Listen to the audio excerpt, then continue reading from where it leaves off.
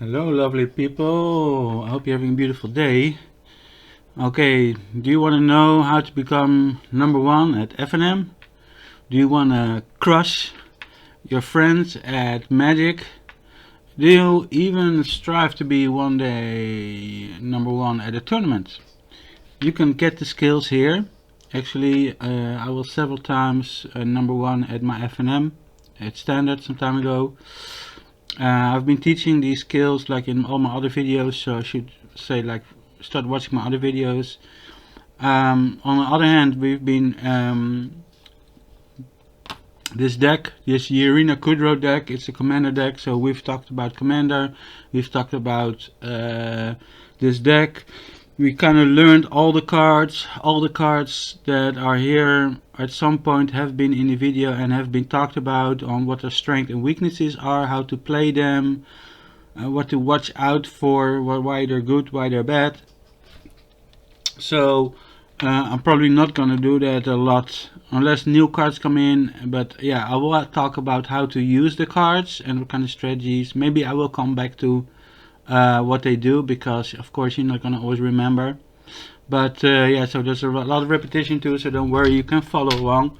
But yeah, if you really want to know, get all those little tactics, just start following this whole this channel and like, subscribe, and yeah, watch out here.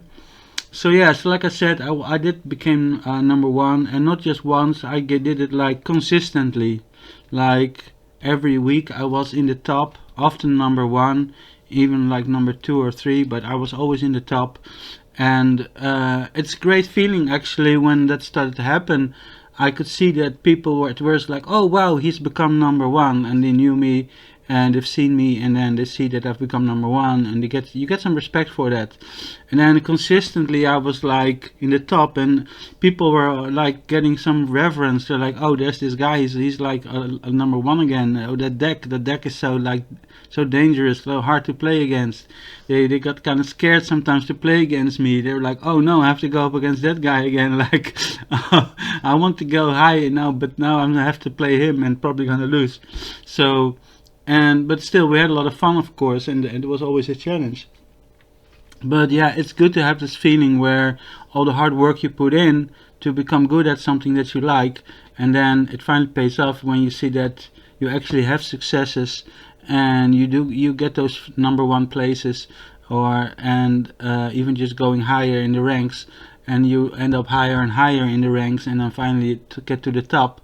That's just a great feeling, and it's something I just want to say because you might not have experienced it yet, at least not with Magic.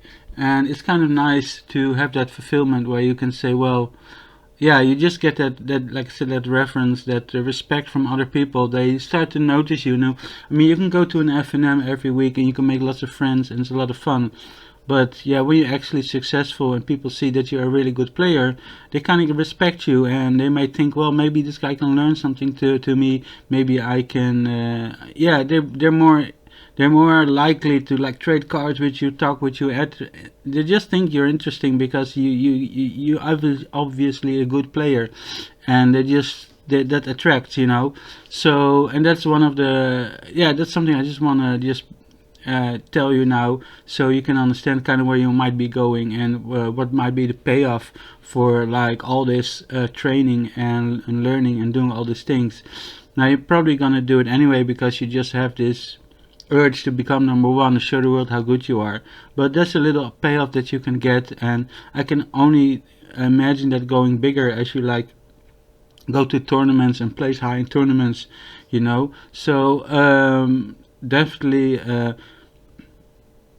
the skills I'm gonna teach you will give you like the basics for doing that. So I would definitely just keep watching this, and if you haven't seen all the videos, maybe you could see a few more videos. Anyway, let's this is the end of my last video. You can see the humans deck.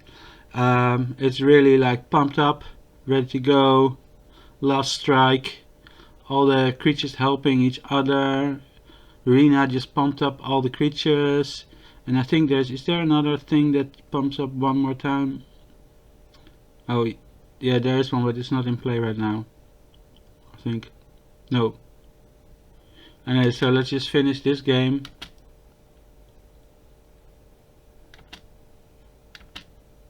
Right, good.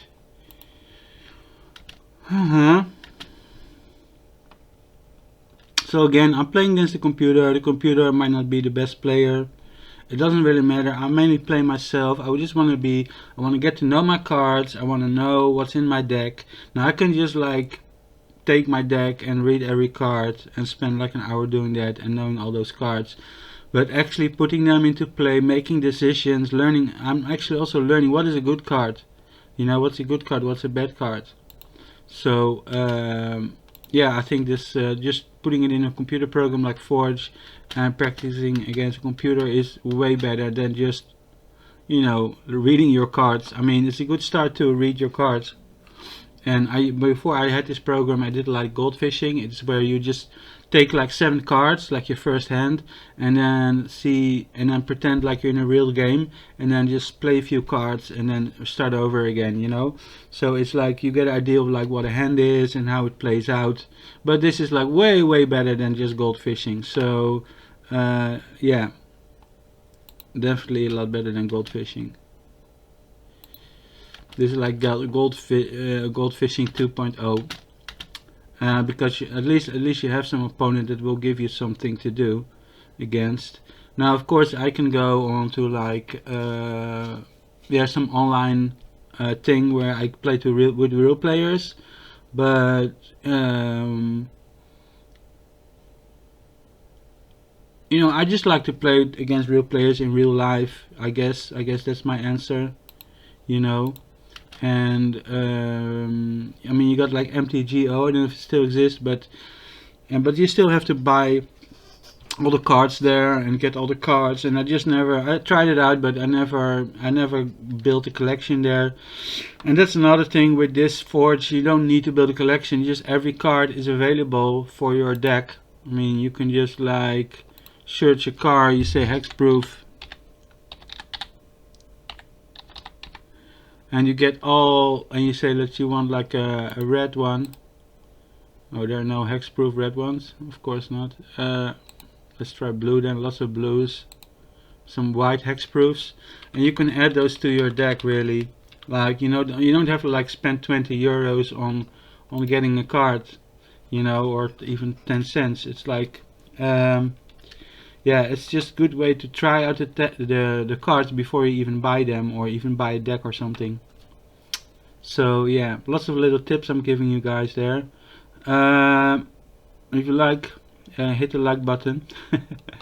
Yeah, let's see. We got 2 more. Let's put another. Just first try building your mana. I know it's tempting to put like creatures into play, and that could be good too, because then you'll start doing damage to your enemy. And maybe in the beginning, if your enemy doesn't have a good defense, you want to get that early little bit of damage in. So yeah, probably a good idea to play this card now. These cards are really annoying. The computer doesn't really get them. So yeah, okay, I just have to do it for them. Actually, I'm just lazy because I should be tapping my cards anyway. So I get a free card with Silvar because she has a partner. Okay. Now I might have some floating mana around, but yeah, it's one colorless floating. So I got 2 with and one, like I can even have a red or a white. Oh, I can even put another card into play, so I got like 3 mana. Oh, I can do an enchant creature, and I could play another creature. I hate the fact that there's no card image for this. I'm sorry for that, guys. I should like look it up and put it in the game. It's kind of annoying. Yeah, let me just see if I can play this card. Yep. So it says whenever Alesha smiles at that attacks, you may pay double white. If you do return, is that even? Oh yeah, that's allowed. Okay, probably it's allowed. If you do return target creature card with power 2 or less from your graveyard to the battlefield tapped and attacking. So that's what this card says. And she has first strike. She's a 3/2. Okay, I just want to make sure that you know what this card was about without the image there. So yeah, we got some creatures, they're all sleepy, so we're not gonna play them this turn, next turn. Okay, so we can play some cards. We got 2-3. Well, 3-3 can go through that. They can exchange with Alesha if it wouldn't be for the fact that she has first strike. So I mean, if I attack with both, then next turn she can attack, but that's only 2 damage. So that's not a real big problem. I even have like indestructible if I need it. I can do enchant creature. Whenever enchant creature attacks, other creatures that attack one of your opponents get +1/+1 until end of turn. Now the problem with this card is the top above that, enchanted creature gets +1/+1 and is goaded. It attacks each combat if able. Now I didn't read that like 1 or 2 battles ago, and I've read it before, but it kind of like I was playing and that's the problem that I sometimes try to do when I'm playing against other people or with other people. And I'm again doing that now because I'm aware that people might be listening and don't want to waste their time by thinking like too long on things. But basically the whole how are you gonna be number 1 at the FNM is because of your thinking, right? It's your thinking that is gonna make you play the right cards and win. So you should never be ashamed of taking time to think about things and read the cards also, because if you don't read the cards there's not much to think about, right? If you don't know the card, if I didn't read like this card, I wouldn't know if I should play it or not, and I could just quickly say, oh, it gives me ++1, oh that looks good, just put it on the card, boom, and not read the full card. But then it attacks each turn. Now luckily like Alesha is first strike, so if I give her like a bonus, it's going to be 4/2 first strike, which is going to be very powerful, and maybe I can make it even more powerful later on. So I could play this on Alesha, and then my 3/3 also gets a bonus of like become 4/4, and then maybe after the attack I might think about playing another creature if I have mana for that. If I have, but like I got 2, 3, 4, 5, 6, 7 mana, so I can do a 3 and another 3, which is I can't play a creature if I use impetus. So what do I want to do that? I think I want to do that. One white, one this, 1, 2, 3, 4. Oh, I didn't take account Reckless Sickness, so I got 4. So I can play Fumiko. Should I do it now? Well, if I don't do it now, I can even do Indestructible, Flawless Maneuver. So I think there's a great name actually for that ability, Flawless Maneuver. I love this card, like giving Indestructible to your creatures. So that's really good. Oh, actually I made maybe one mistake, because I could have played my Kudro and she would have like pumped up and didn't, so I could have done like 4 extra damage, so that's one mistake. So learn from your mistakes, people. But yeah, I have a bit of a disadvantage. Normally in real life you can put your commander in a place where you see it and you're aware of it. It's hidden between this button, behind this button. It's nowhere, not in my hand. It's not anywhere to see it, but behind this button that I have to press. So that's kind of why I do forget. I tend to forget my commander, but I could have done like an extra 4 damage. They could have been like 6/4 and 6/3. So that is yeah, there's another 4, like 10% of my opponent. Now this is really important, because what is the goal of your game? It's not to protect your cards or make them hexproof and super strong and whatever. That's not that's not it. The main goal of this game is to get your opponent at 0 before he gets you to 0. That's kind of basically the game, and never lose. That's the main thing, that you might lose track of things. Sometimes people play the perfect hand, do everything perfectly, and they even forget to attack, because they were able to attack but they didn't. Like, oh, there's a creature, it can block, so I'm not gonna attack. Or, oh, I've done everything, I put everything to play, now the other player can play. Always go for the damage. You want to do as much. The whole goal is to do as much damage. So I kind of failed here, because I could have done more damage. I could have just put Kudro into play, which I can now. I'm already attacking now, so I can't do it anymore. Now I can do it after that, but that's kind of like wine after the meal or something. You know, it's like, yeah, it's alright. But I'm probably gonna do like Fumiko, because at least then I have another creature next turn that I can attack, and then I can play Kudro, and Kudro will give the bonus to all three of them. So it's not a horrible mistake. Like, I can still play this creature, but you know, maybe he puts like a 10/10 indestructible into play and I won't be able to attack anymore or something. So you have to try and do as much damage every turn as soon as possible when you can. That should be your goal. So yeah, I totally failed by not putting my Kudro into play in that regard. But that does not mean I'm gonna lose the game. I just could have played better, you know. Oh wait a minute, cancel, because we got these things. They're so annoying. Let's put, I need double red. This gives red, this gives red, so I can use this to do this, and then I can do this, and I probably can play this. No, I cannot play this. Why not? Okay, do another red. Why can't I do that? Red. One red. This one gives a red. This one gave a red. Oh, they used a red for the Orchid signet? Really?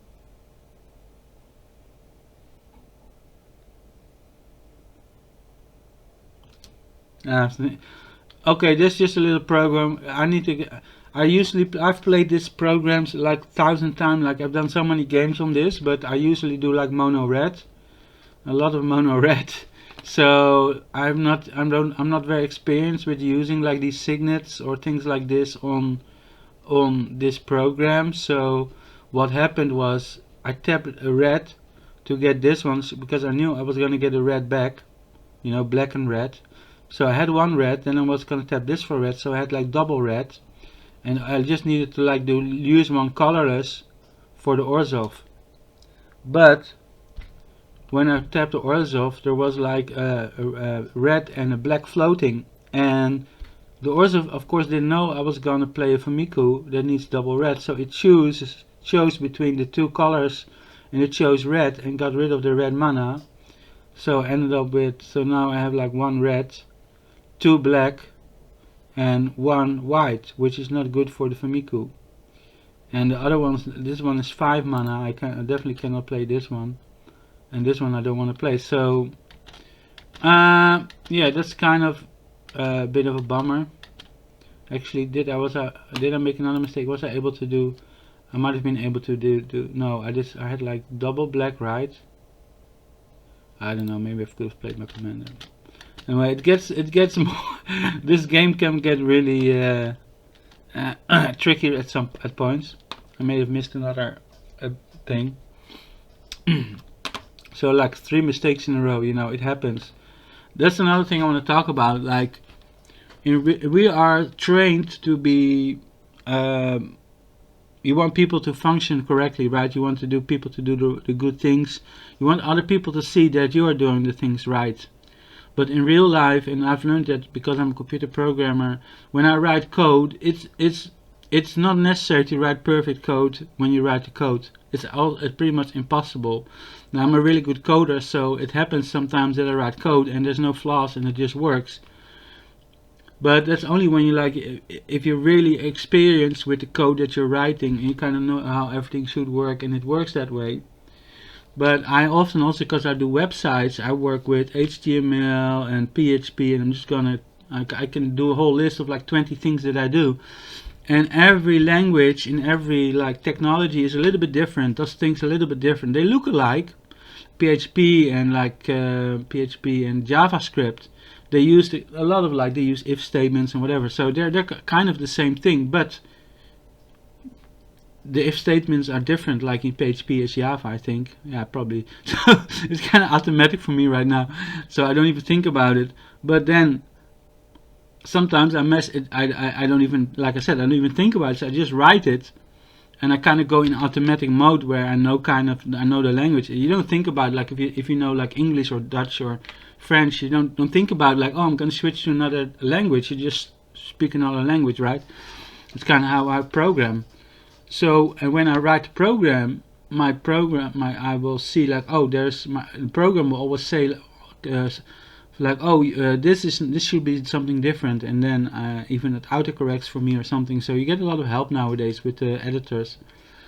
But eventually, when you have written your whole code and you try something out, and I say try something out because you really don't know if it's gonna work. So you write little pieces of code, and so let's say you write a piece of code that puts a card on the field, right? And you just click, and then you try the program out, and you run it, and you click the card, and you hope that the card goes on the field. But you're not really sure that's going to happen. You think that you coded in such a way where it will do it, and maybe it does it, but then the card goes like flying around the screen, or it goes on and then it disappears or something.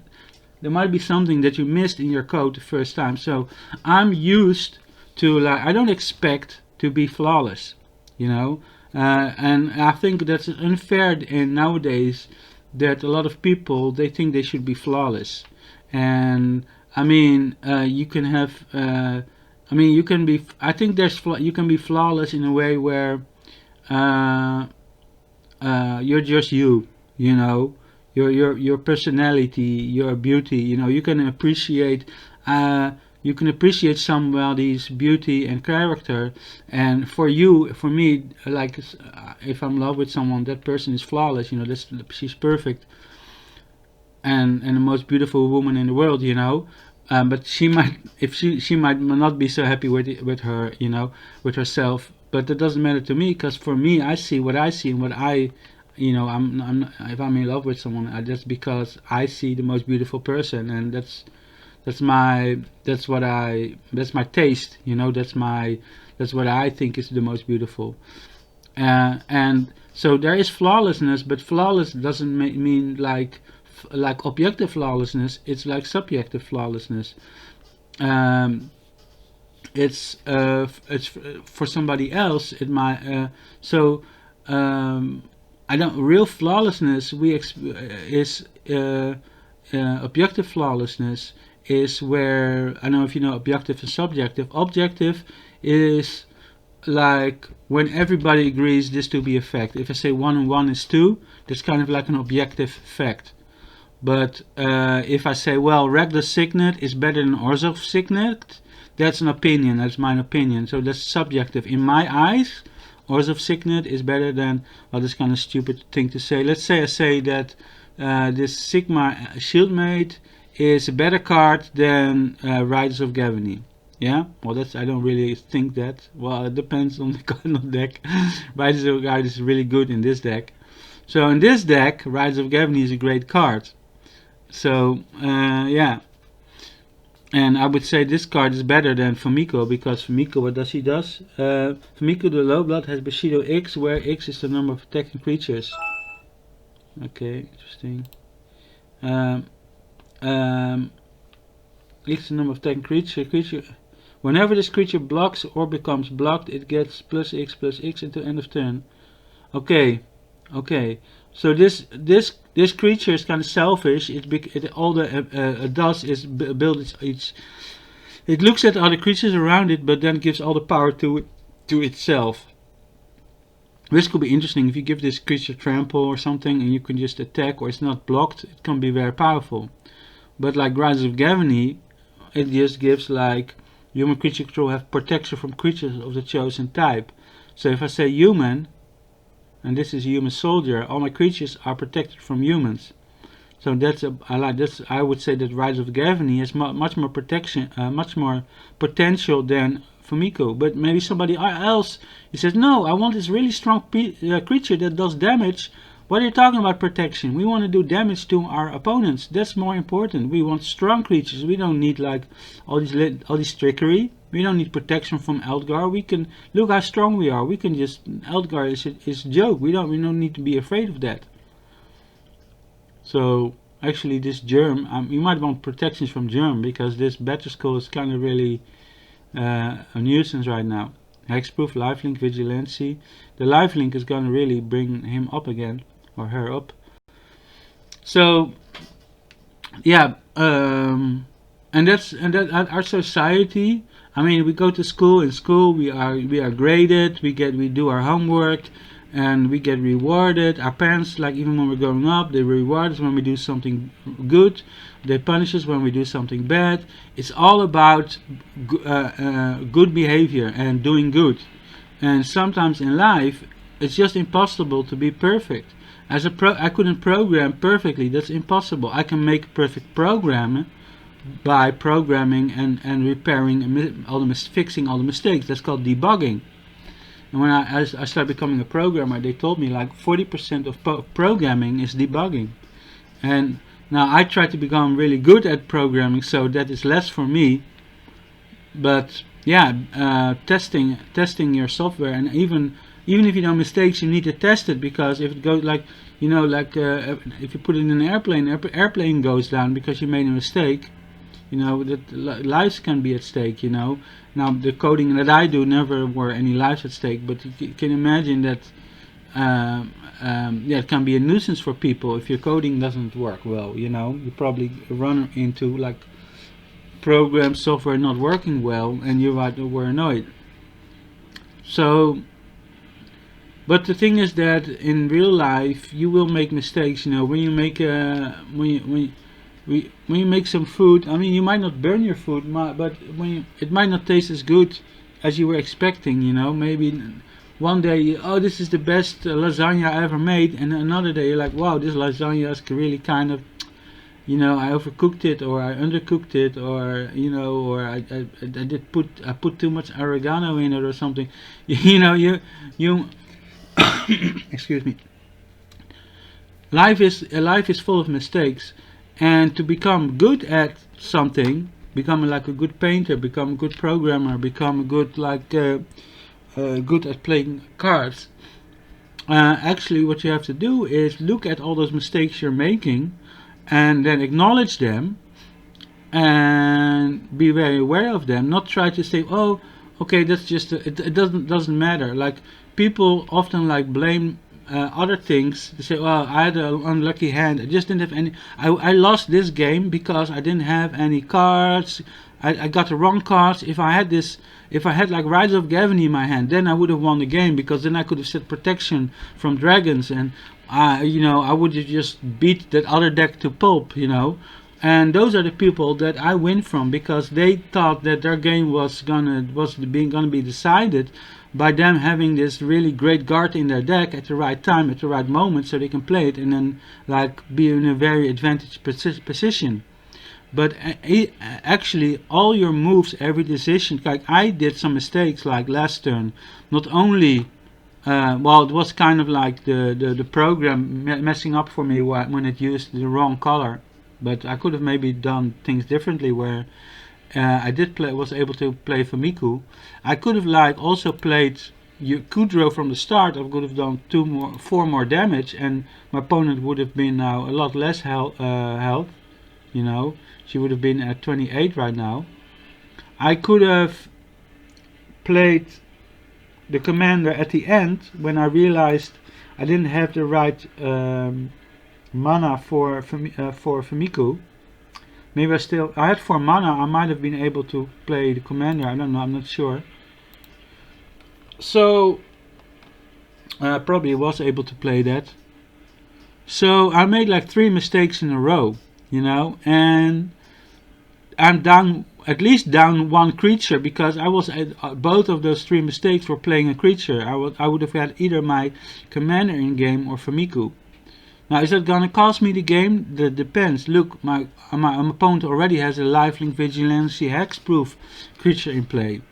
So, you know, it looks like I'm at an advantage position, but how long am I gonna stay in this position? You know, it's not like I got any removal spells. And even with hexproof, I cannot remove any creature. So this creature could become a problem for me. Okay, let's just go on with the game. I've talked way too much. So yeah, Fumiko can be played. That will give me extra damage on my creatures. I can do Gavony, that will give me protection. I could do protection from Germ, so then he cannot even block me with the Germ token. That sounds really good actually. So that's 4. I got 1, 2, 3, 4, 5, 6, 7.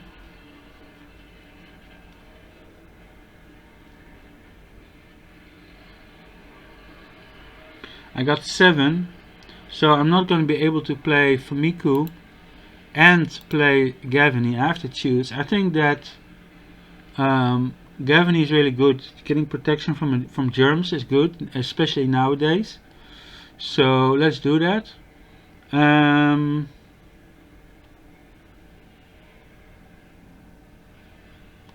Let's tap this for a white.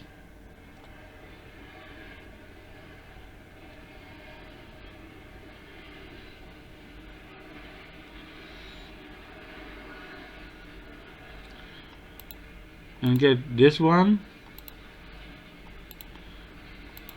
I think that the game can handle the rest. Here we choose you. No, we don't choose humans. Oh, that's the other ones. That is like it helps humans. No, we need protection from a germ. We don't want germs. We're afraid of germs here. We'll wash those hands. Let's put on a mask. This is our mask. Protection from germs. I just should do this like alphabetically. Gremlin? No. Sorry guys, I really don't know where germ is in this list. Probably have to... Oh, maybe already passed it. Probably already passed it. No.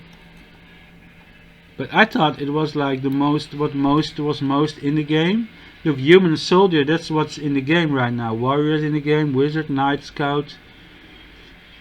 Oh, this is what's most in the decks that we are playing. There might not even be a germ in the deck.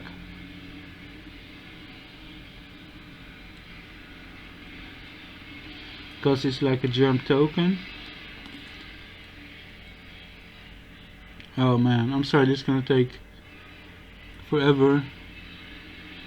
I mean, if you want to get like a cup of coffee or something, go ahead.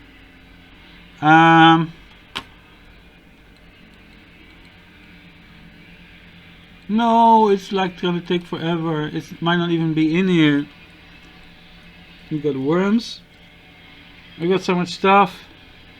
Maybe it's already. Maybe you've already seen it and I didn't see it. That's like horrible. Okay. Oh, I got it. I got it. It's here, germ. Okay, good. So, protection from germ. You can see it in the top right corner. You can see information of the card. Protection from germ. So, there was protection. And yeah, I got. Do we got any mana left? So we got 3 mana.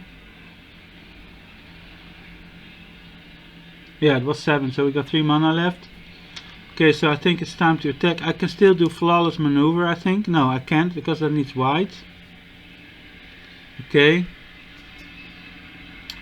But yeah, the riders needed like double white, so I don't have 3 white. Do I? No. So that was unavoidable. You can see I even look back at like, oh, did I misplay? Because I think it's more even important for me to see catch a misplay than it is to actually win. I just want to know how to become better at this deck, at this game, you know. So, okay, so the germ cannot block me actually. So I'm gonna just full on attack.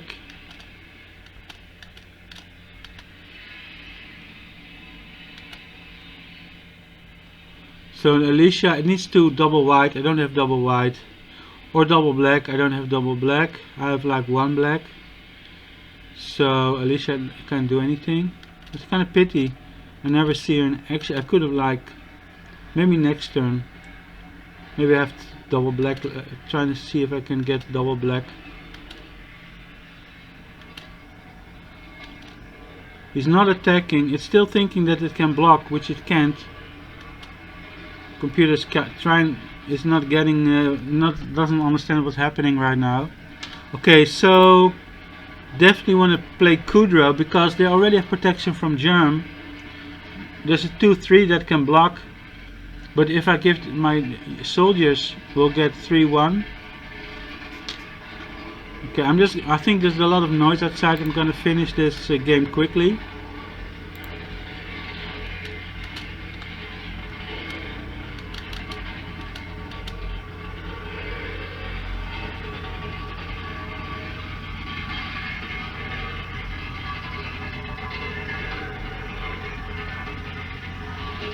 Okay.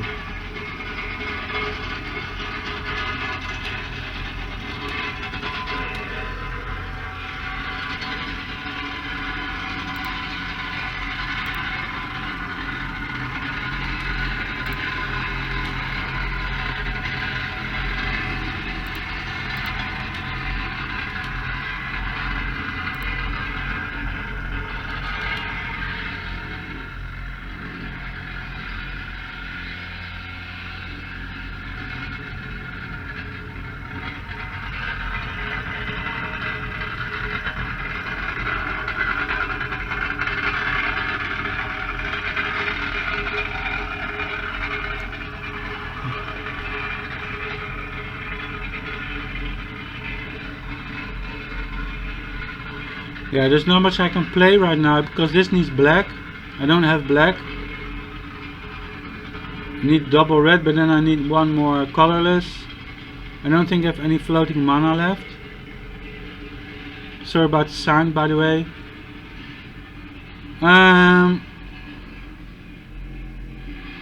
So yeah.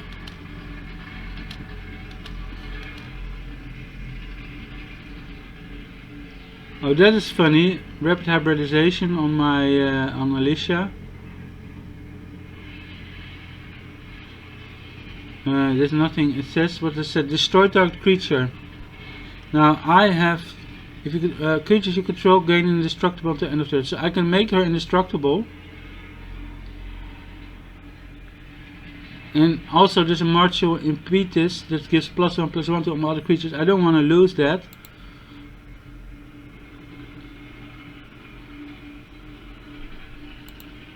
I don't even need to pay the mana because I have my commander in play. So now she has first strike, indestructible, protection from Germ. Okay. I still got a lizard from that, a frog lizard. That's cool. Because although it didn't work, it still gave me that. That's funny. The creature controller creates a... okay, so that's good. I you know, I just added another creature because of that. Okay, that's good. I just want to finish quickly because of all the noise outside.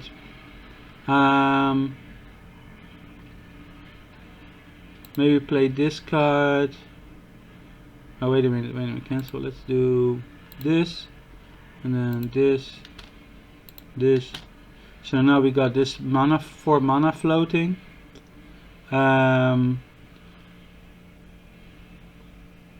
I want to try the Fumiko because I'm kind of getting like curious about what she does, and hopefully I can do the Cutthroat too. Yes, so that's a lot better.